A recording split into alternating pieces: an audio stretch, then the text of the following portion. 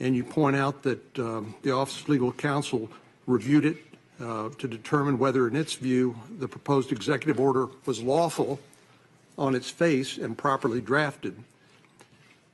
Is it true that the Office of Legal Counsel did conclude that it was lawful on its face and properly drafted? Yes, they did. The Office and you overruled them? I did.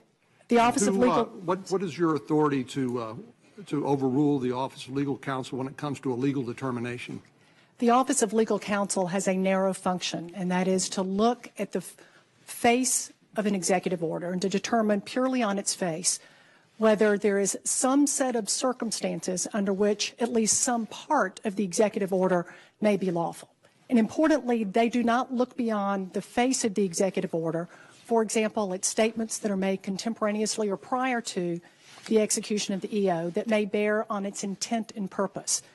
That office does not look at those factors. And in determining the constitutionality of this executive order, that was an important analysis to engage in and one that I did. Well, Ms. Yates, I thought the Department of Justice had a long-standing tradition of defending a presidential action in court if there are reasonable arguments in its favor, regardless of whether those arguments might prove to be ultimately persuasive, which, of course, is up to the courts to decide and not you, correct? It is correct that oftentimes, but not always, the civil division of the Department of Justice will defend an action of the President or an action of Congress if there is a reasonable argument to be made. But in this instance, all arguments have to be based on truth because we're the Department of Justice. We're not just a law firm, we're the Department of Justice. And Can in you this distinguish instance, the truth from lawful?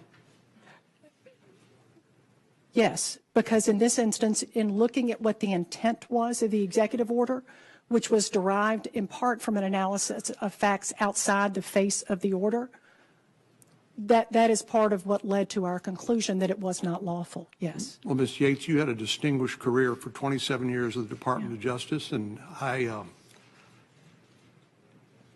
voted for your confirmation because I believe that you had a distinguished career.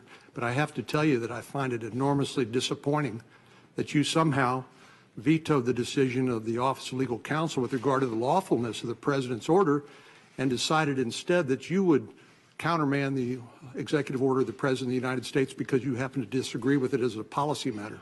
Well, it wasn't. I just have to say that. I appreciate that, Senator. And let me make one thing clear. It was not purely as a policy matter. And in fact, I remember my confirmation hearing in an exchange that I had with you and others of your colleagues where you specifically asked me in that hearing that if the President asked me to do something that was unlawful or unconstitutional, and one of your colleagues said, or even just that would reflect poorly on the Department of Justice, would I say no?